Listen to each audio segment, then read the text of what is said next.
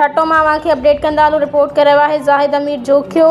Sindh employees allowance जे member ऐं मरकज़ी सदर PTLF सिंध मोहतरम साईं गुलाम रसूल महर ऐं जनरल सेक्रेटरी साईं मुख्तियार अहमद सोलंकी मकली में PTLF ज़िलो ठट्टो ऐं गुस्टा ज़िलो ठट्टो जे अॻुवाणनि सां ख़ासकली हाउस ते मुलाक़ात करे 30 जून 2025 ते कराची प्रेस क्लब ते रथियल धरणे जी दावत ॾिनी।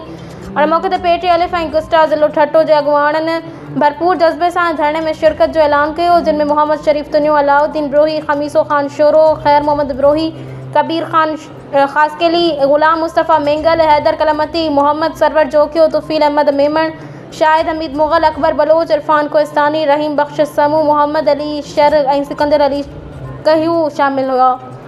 अॻुवाणनि धरणे में मुकमल ऐं भरपूर शिरकत जी यकीन ॾियानी कराईंदे चयो त अलाउंस ऐं पघारुनि में वाध वारो मुतालबो DRA हाणे रुगो आवाज़ न पर जिदोजहद बणिजी चुको आहे। 30 जून ते ठट्टो भरपूर शिरकत कई आहे ऐं कंदो।